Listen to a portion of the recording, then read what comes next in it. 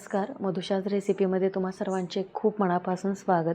तर आज आपण अगदी गाड्यावर भेटतात तशी एकदम मस्त आणि गोल भजी कशी बनवायची ते या व्हिडिओमध्ये बघतोय। तर सुरुवातीला आता आपण इथं भजी बनवण्यासाठीचं साहित्य घेऊयात। तर इथं मी घेतले 1 कप बेसन। आता कोणत्याही प्रकारची भजी बनवताना तुम्ही हिरा बेसन वापरायचं, जे पॅकिंगवालं असतं ते घ्यायचं, म्हणजे ते बेसन उत्तम असतं आणि चांगल्या क्वालिटीचं असतं। तर त्याच्यामुळे भजी अजिबात तेलकट होत नाहीत आणि भजी छान अशी टम्म फुगतात आणि आतून जाळीदारसुद्धा होतात। तर दुसरं कोणतेही बेसन न वापरता अगदी हिरा बेसन वापरलं की भजी छान तयार होतात। तर इथं मी बेसन घेतले 1 कप।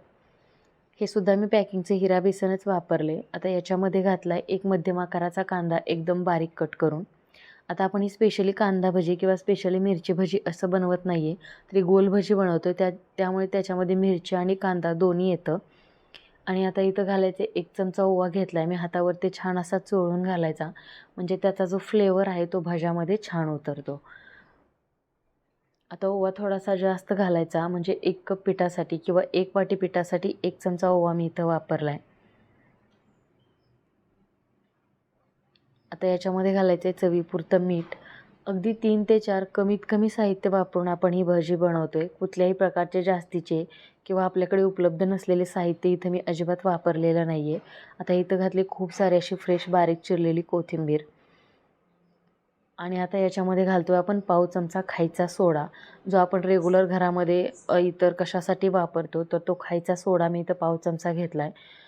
आता हे जे पदार्थ आहेत ते व्यवस्थित असे कोरडे असताना एकदा मिक्स करून घ्यायचेत आणि याचं छान असं पाणी घालून आपल्याला बॅटर तयार करून घ्यायचं आहे।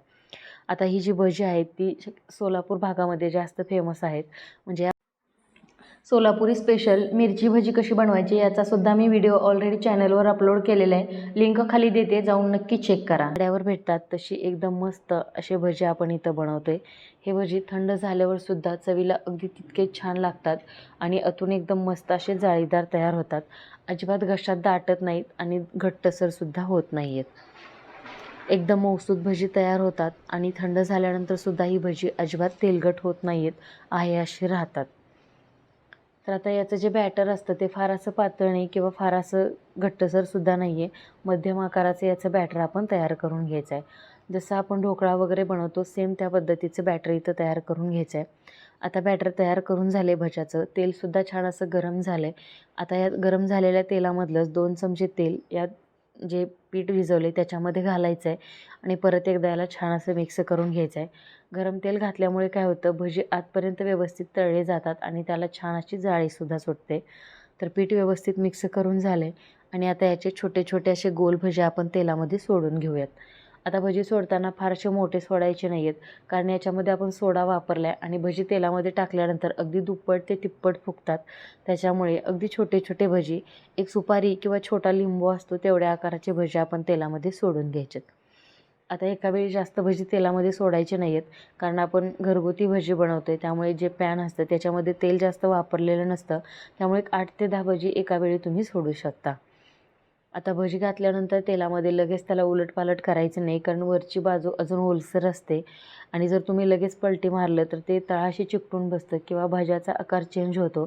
त्यामुळे एकतर चमच्याने त्याच्यावरती तेल सोडायचं किंवा वरूनसुद्धा पूर्णपणे तळल्याशिवाय अजिबात बाजू पलटी करायची नाही।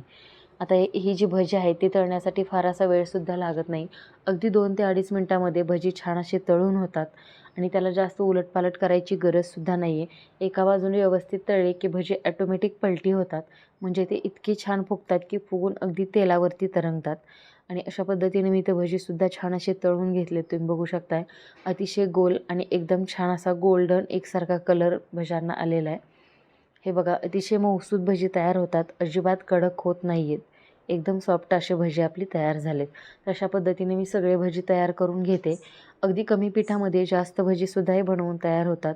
तुम्ही अगदी सणावाराला असो किंवा इतर मध्यंतरी खाण्यासाठी सुद्धा अशा पद्धतीचे भजी नक्की बनवून बघा।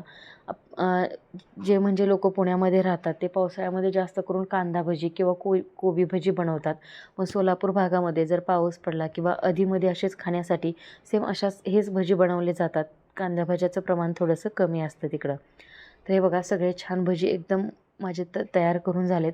अगदी एकसारखा सोनेरी कलर आलेला आहे आणि वरून मस्त अशी तळलेली मिरची आणि सोबतच गरमागरम मस्त असा मसालेदार आल्याचा चहा. मस्त काय कॉम्बिनेशन आहे. आणि असा रिमझिम पाऊस पडत असला की अशी भजी, चहा खरंच काय ते सुख. आणि तुम्हीसुद्धा अशा पद्धतीची भजी नक्की बनवून बघा. तुमच्या घरच्यांनासुद्धा खाऊ घाला आणि तुम्हीसुद्धा खा.